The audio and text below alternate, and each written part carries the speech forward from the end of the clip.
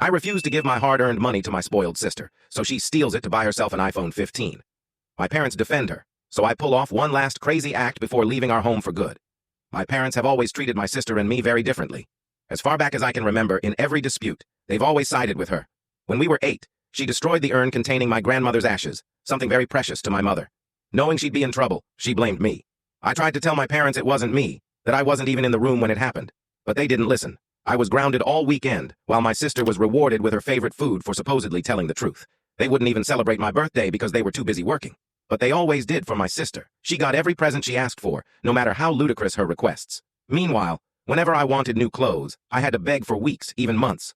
My parents placed the highest importance on academic grades, and she always had the best grades in school. They praised her constantly.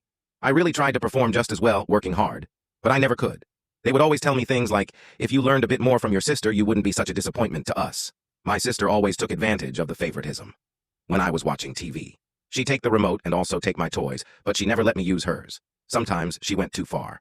Once I was really excited about a school trip I had planned for weeks, but my sister tried to sabotage it. She told my parents I had peeked into the girls' locker room during gym class. To my shock, they believed her without even questioning what she said. They never called the school to see if it was true, just deciding to punish me by not letting me go.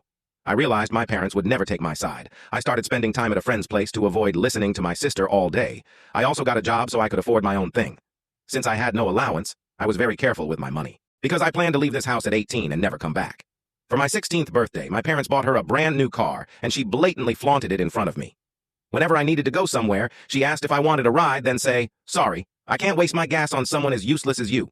Over time, I just started to ignore her and focus on myself. It had been days since my parents had spoken to me, but I was actually happy to be ignored rather than punished. Now, on my 18th birthday, I had saved enough money to afford my own apartment, but I had trouble finding a good one, so I kept this money in my room. I checked every night to make sure it was still there before I slept, just to feel secure with my money.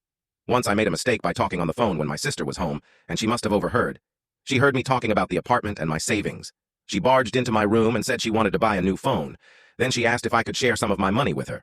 She asked our parents the same thing, but this time they said no because their savings were a bit dry.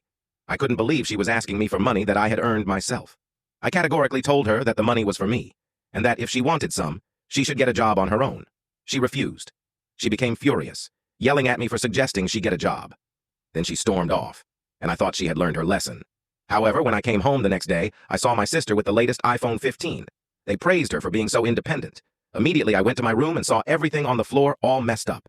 She had searched through all my belongings to find the money I had hidden, took exactly the amount she needed for her iPhone, and left the rest of the money. I confronted her and yelled at her, demanding she give the money back directly. Comment to be tagged in part 2.